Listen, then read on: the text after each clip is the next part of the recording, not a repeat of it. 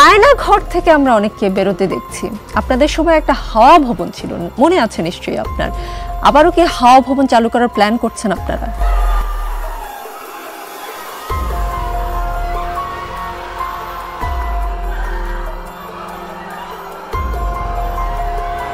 আলেমদেরকে উলঙ্গ করে নগ্ন মেয়েদেরকে আইনে আমাদের সামনে দিয়েছে, ওদের সাথে জেনা করা। সেইখানে প্রচন্ড নির্যাতন করা হতো লোকদেরকে। কয়েকজন গুটি কয়েক আমাদের পলিটিক্যাল অফিসার যারা সেনাবাহিনীর বাণিজ্য ডুবিয়ে দিয়েছে ডিজিএফআই থেকে থেকে, তারা স্বার্থন্বেষী কত যে লোক মেরেছে তারা খোদায় জানে।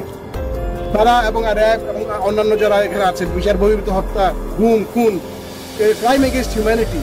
কোনটি সব থেকে বেশি ভয়ঙ্কর, আয়নাঘর নাকি হাওয়া ভবন? আয়নাঘর তৈরি করেছিল স্বৈরাচারী শেখ হাসিনা, আর হাওয়া ভবন তৈরি করেছে সাবেক প্রধানমন্ত্রী খালেদা জিয়া। এই দুইটি অত্যন্ত ভয়ঙ্কর জায়গা যেখানে মানুষকে অনেক অত্যাচার করা হতো। আজকের এই ভিডিওতে আমরা জানবো আয়নাঘর সব থেকে বেশি ভয়ঙ্কর নাকি হাওয়া ভবন সব থেকে বেশি ভয়ঙ্কর। আপনারা জানলে অবাক হবেন, খালেদা জিয়ার হাওয়া ভবনে মানুষের কিডনি বের করে ফেলা হতো এবং তাদের সাথে আরো বেশি খারাপ কিছু করা হতো। প্রথমে আমরা হাসিনার আয়নাঘর সম্পর্কে জেনে আসি, আর তারপর ভিডিওর শেষে আপনারা দেখতে পাবেন খালেদা জিয়ার হাওয়া ভবন কতটা বিপজ্জনক। এটাই হচ্ছে শেখ হাসিনার সেই কুখ্যাত আয়নাঘর। আপনারা দেখতে পাচ্ছেন কত মানুষের কঙ্কাল পড়ে আছে এখানে। এই কঙ্কালগুলো হচ্ছে সেই সমস্ত কয়েদিদের যাদেরকে এখানে রেখে নির্মম শাস্তি দিয়ে মেরে ফেলা হয়েছিল। চোখের পানি মুছতে মুছতে মুছতে মুছতে এটা যে পরিমাণ চোখের পানি মুছছি, ওটা যদি সেভ করা যেত একটা বড় দিঘি হইতো। দিঘি বুঝো? যে আয়নাঘরের গল্প আপনারা শুনেছেন, এক একজনের সাথে কিন্তু এক এক রকমের আচরণ করা হয়, অমানবিক মারধর করে। এক পর্যায়ে আমার শরীরে কাঁপুনি চলে আসে, আমার মুখ দিয়ে লালা বের হয়ে যায়। এখানে কত মায়ের কোল খালি করা হয়েছে তা আপনারা দেখতে পাচ্ছেন। কত মানুষকে এখানে নিয়ে নির্মমভাবে হত্যা করা হয়েছে তার কোনো হিসাব নেই। এখানে হাজার হাজার মানুষকে মেরে তাদের লাশকে গুম করে রাখা হয়েছে। এখনো পর্যন্ত এই আয়নাঘরের মধ্যে অনেক মানুষ আটক রয়েছে। তারপরে ওরা এমনভাবে শাস্তি দিত, এই জমিনে আমরা যেন আল্লাহর কথা না বলি, কোরআনের কথা না বলি, এটাই আমাদের অপরাধ। কি অপরাধ?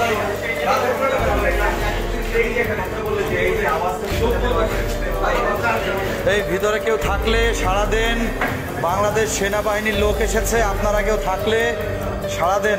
এই আয়নাঘরের মধ্যে কিছু লাশ ফ্রিজ করে রাখা হয়েছে। এই আয়নাঘর কতটা ভয়ঙ্কর তা আপনারা একটু পরে দেখতে পাবেন। এই আয়নাঘরের ভয়ঙ্কর দৃশ্য সবাই দেখতে পারে না, এটি এতটাই ভয়ঙ্কর। এত বিভৎস দৃশ্য কোনো হরর মুভিতেও দেখা যায় না, কিন্তু বিশ্বাস করতেই কষ্ট হচ্ছে এত ভয়ঙ্কর ঘটনা বাংলাদেশের মধ্যে ঘটেছে। এটা বাংলাদেশের মানুষ স্বপ্নেও ভাবতে পারেনি। এটি এমনই একটি কুখ্যাত জায়গা যেখানে মানুষদের মেরে একেবারে গুম করে ফেলা হতো।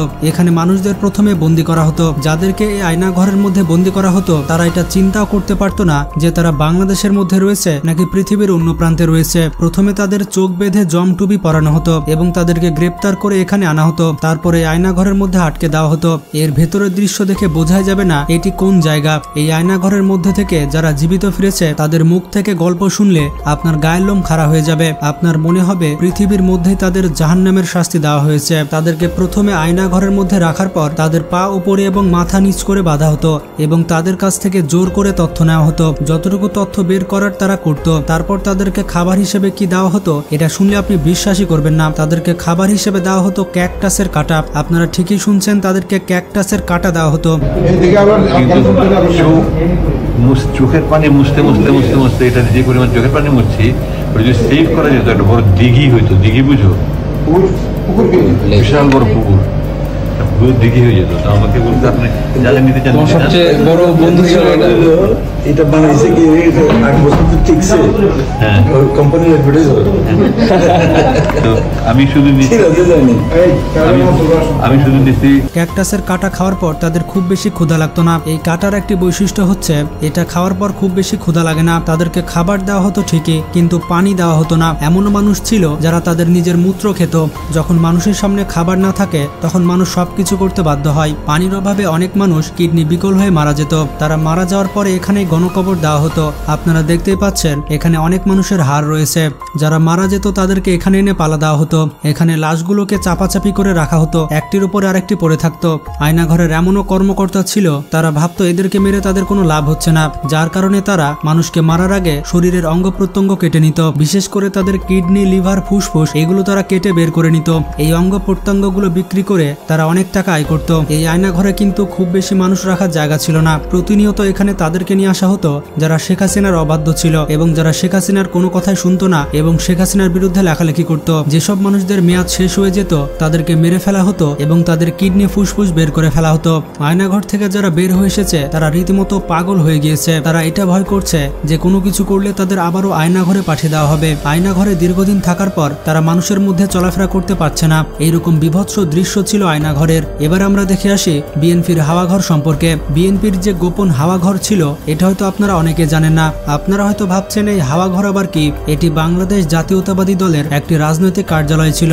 এখান থেকে বিএনপির সকল কার্যক্রম করা হতো। 2001 সালে বিএনপি ক্ষমতায় গেলে এটি বাংলাদেশের বিকল্প ক্ষমতা কেন্দ্রের আবির্ভাব হয়। 2006 থেকে 2008 সাল পর্যন্ত বাংলাদেশের রাজনৈতিক সংকটের সময় বিএনপির যুগ্ম সম্পাদক তারেক রহমানের কিছু কর্মকাণ্ডের কারণে এই কার্যালয়টি বিতর্কিত হয়ে ওঠে। সরকারের বিভিন্ন স্তরের কর্মকর্তাদের এই হাওয়া ভবনে যাতায়াত ছিল।